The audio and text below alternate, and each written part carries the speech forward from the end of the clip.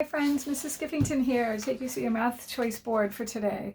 All right, so for your must-do activities, your first one using the workbook, we're going to turn to practice 6.3, which is we're going to be counting objects by 10. So each group is 10 objects, and you're going to count them using what you know about counting by tens from the 100 chart, or just when we do it daily when we do our morning meeting. So, okay, so that's one. That's the only thing we're going to use the workbook for today.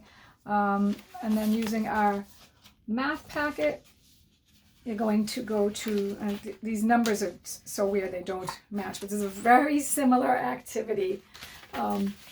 Here, it's just really great practice to help you recognize, because I did notice when we were in school that if I just gave you 3 blank 10 frames, you didn't kind of remember that you can count them 10, 20, 30. You don't have to count each individual one. Although you could do that. It's much easier to try to group them into groups of 10 and count that way. 10, 20, 30, instead of having to count by 1. So this is really great practice. We need it. So that's this page. It looks like this.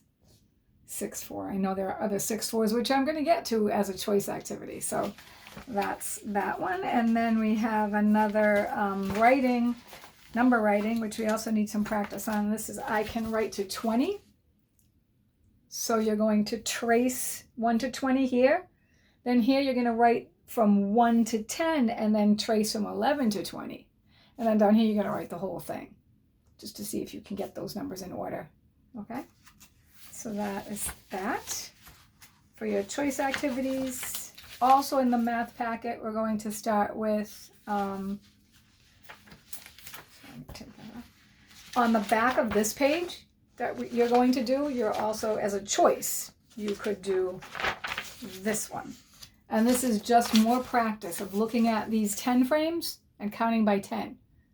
Okay, so that's all of these. Instead of counting them all, take so much time, and then you might miss one because they're so close together. Try to remember a full 10 frame is a frame full of 10. So you have 10 in each 10 frame when it's full. Okay, so that is another choice activity. I did put the floor is lava in for the next 2 days because I think it's great practice. It's good exercise.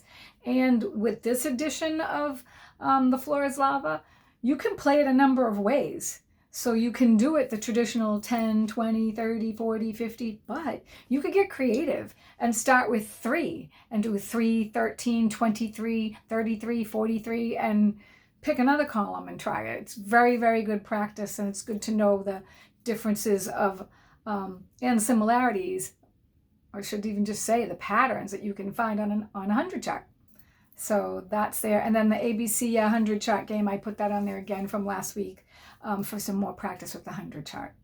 Okay, so those are your math must-do and choice activities for today. And I hope you have a great day. Thanks.